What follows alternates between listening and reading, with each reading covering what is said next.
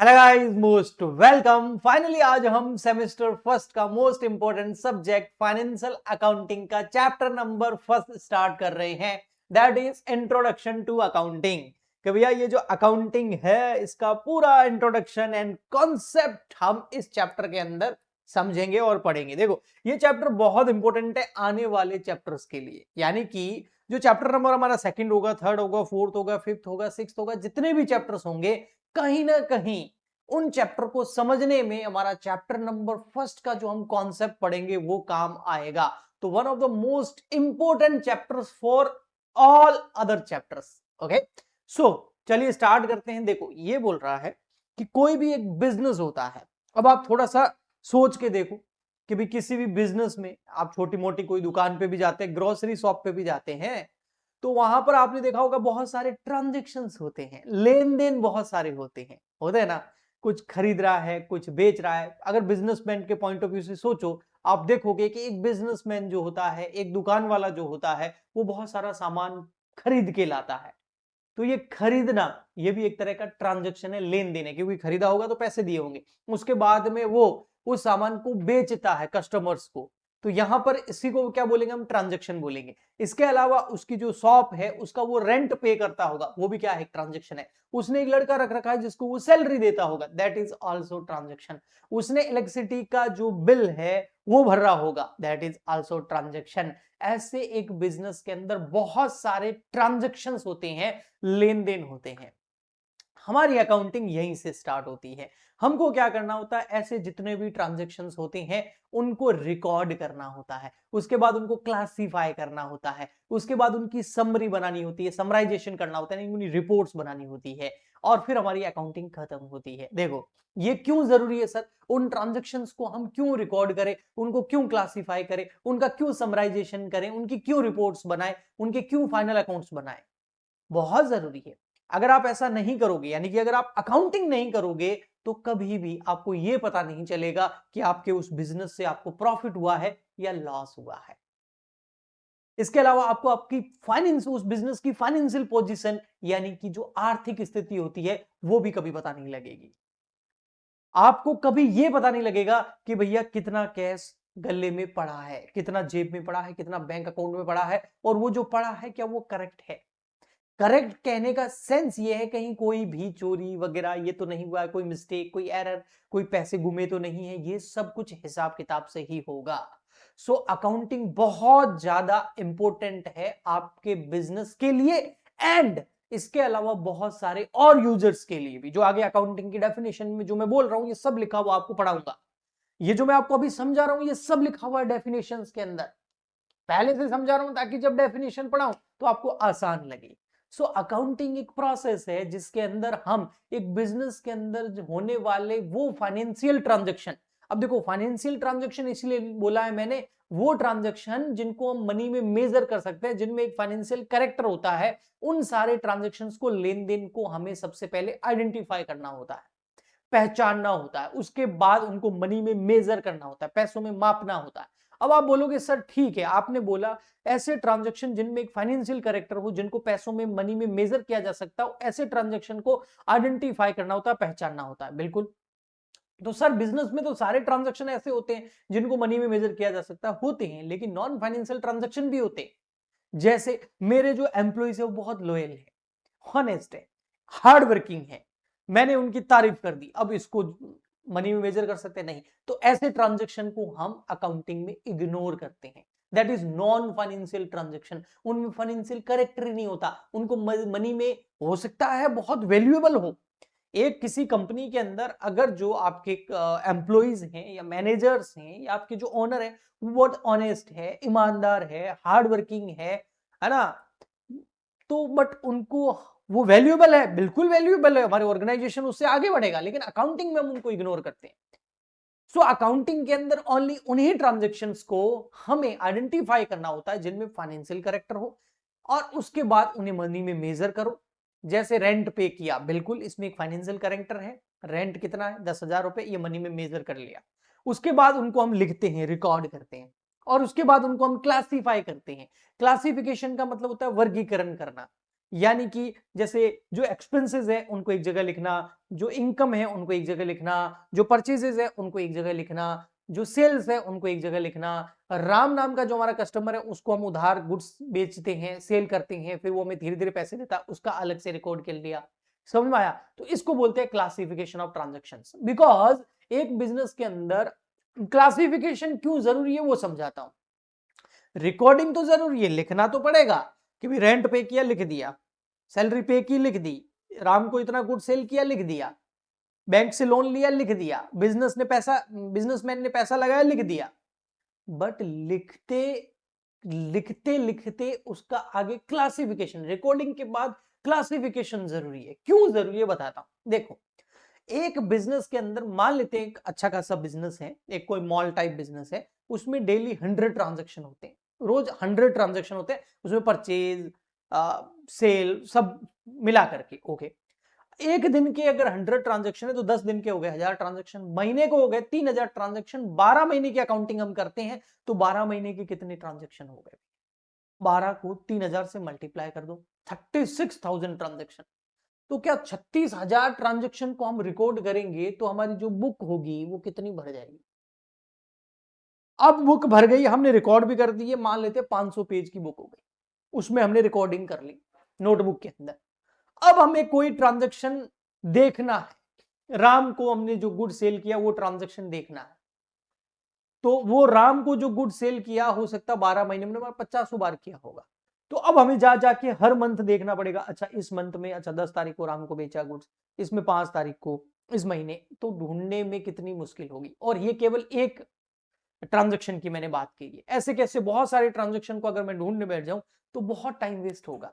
इसी टाइम को बचाने के लिए क्लासिफिकेशन हुआ है। उसमें राम की बुक अलग, श्याम की अलग, सेल्स की अलग, परचेज की अलग, सबकी बुक्स अलग अलग करते।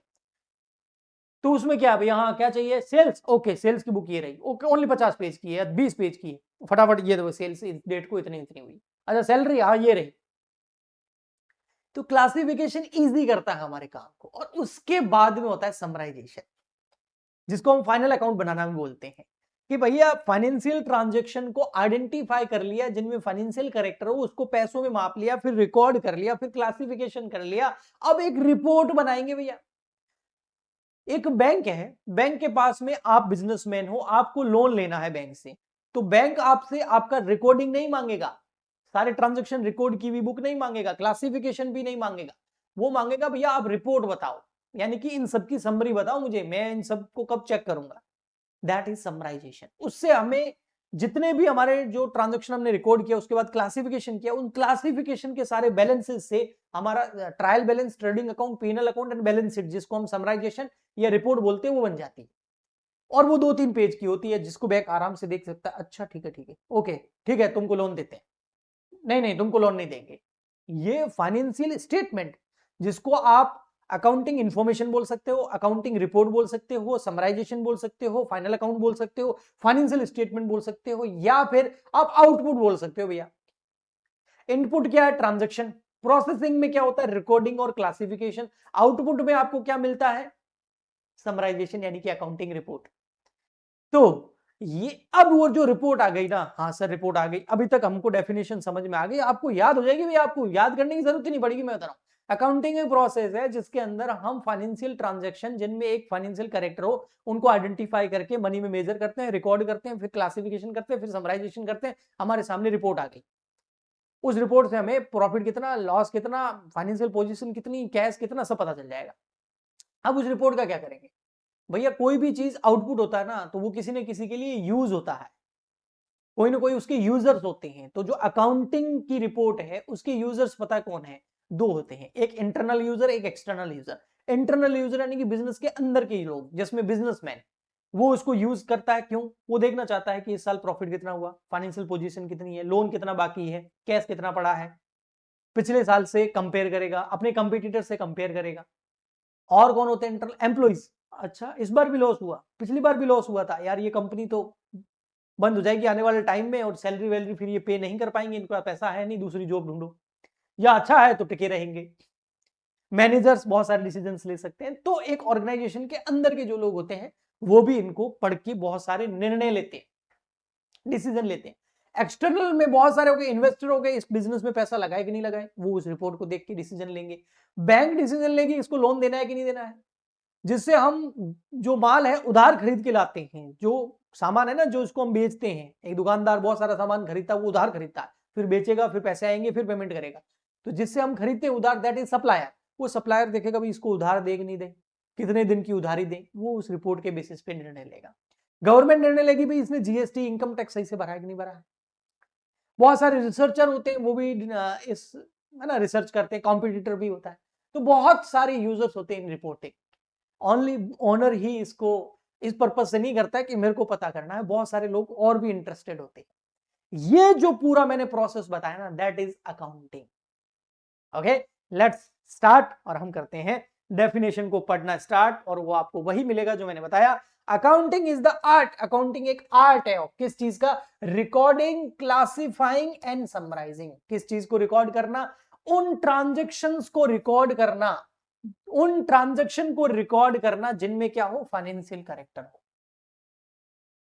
तो और उन ट्रांजैक्शन को ओनली रिकॉर्ड ही नहीं करना, क्लासिफाई भी करना, समराइजिंग भी करना, लेकिन कौन से ट्रांजैक्शन जिनमें फाइनेंशियल कैरेक्टर हो और जिनको हम मनी की टर्म्स में क्या कर सके, मेजर कर सके, पैसों में माप सके।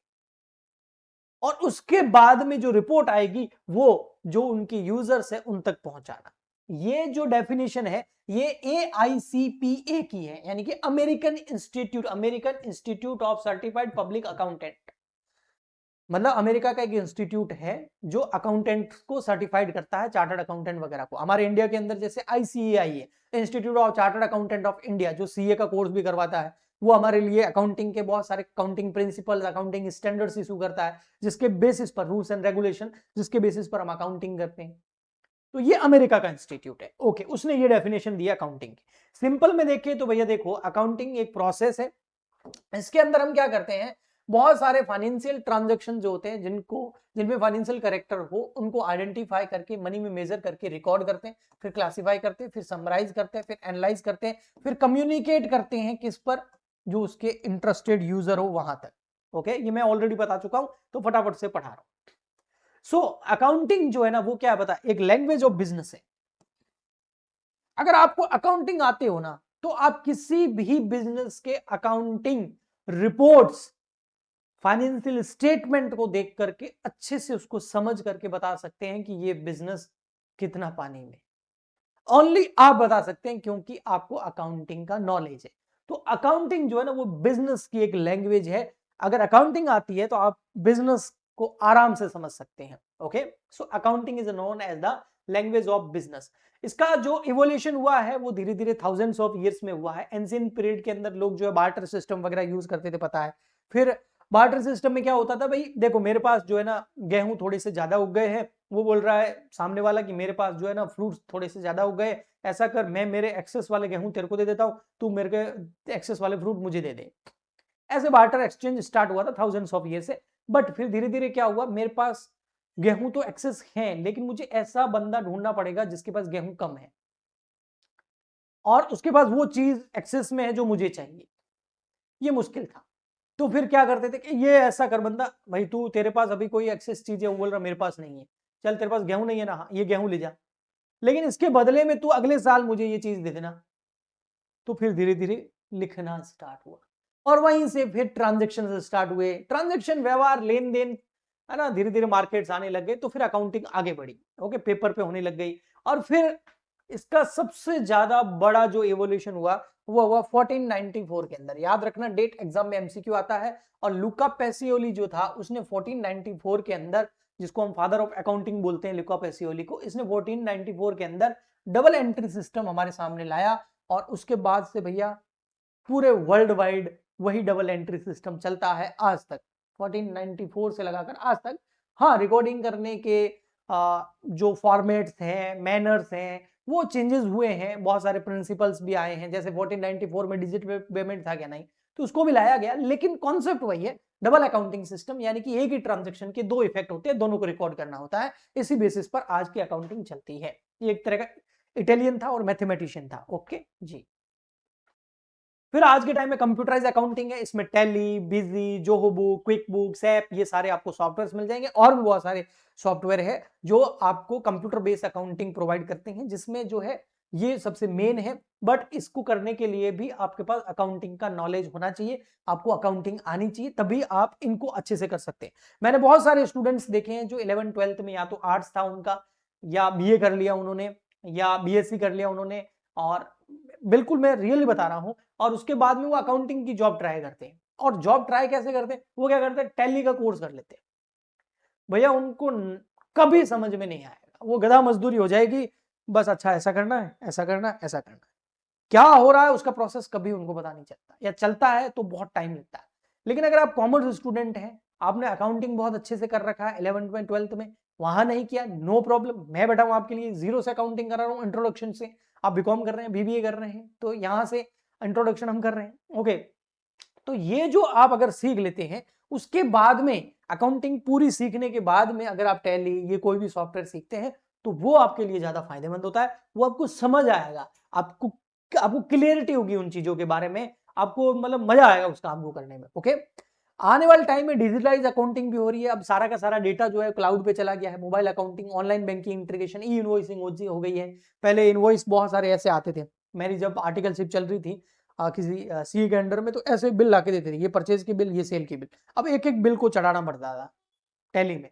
लेकिन अभी तो ई इनवॉइसिंग हो गई है, वो स्कैनर आता है ना, आप है ना जाते हैं, ऐसे प्रोडक्ट को स्कैन करता है, ऑनलाइन बिल चढ़ता है और बिल सीधा उस सॉफ्टवेयर में चला जाता है, तो बहुत सारा टाइम आपको बचता है। ठीक है, जीएसटी पोर्टल्स वगैरह हो गए। अब आ गया आपका एआई बेस्ड अकाउंटिंग, आया तो नहीं है अभी, आ रहा है। इसमें artificial intelligence, machine learning, automation, data analytics, ये बहुत सारा हो जाएगा। इससे इंसानों का बहुत सारा टाइम बच जाएगा अकाउंटिंग का, और मशीनें खुद अकाउंटिंग करनी स्टार्ट कर देगी। बट यहां पर डरने की बात नहीं है कि हमको सच जॉब कैसे मिलेगी।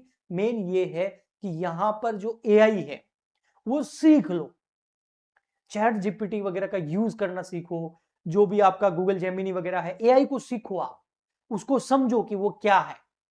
और अगर आपको एआई और उससे रिलेटेड आपने कोई कोर्स कर लिया, आपने कोर्स की जरूरत ही नहीं है, एआई आप पूरा यूट्यूब से ही सीख सकते हैं। ठीक है, ये मैं नहीं कह रहा, बड़े बड़े लोग जिन्होंने एआई में कुछ कर लिया है उन्होंने यूट्यूब से सीख के किया है। तो एआई सीखो, उसको यूज करना सीखो, उसको समझो, और उसके साथ साथ अकाउंटिंग भी अगर आपको आती है, भैया आपकी रिक्वायरमेंट मार्केट के अंदर 100% बढ़ जाएगी। ओके जी, ठीक।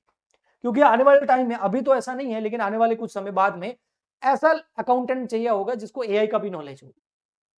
ओके जी, अकाउंटिंग एक इंफॉर्मेशन सिस्टम है, आपको पता ही है, क्योंकि इसमें तीन चीजें होती है, इनपुट, प्रोसेसिंग और आउटपुट।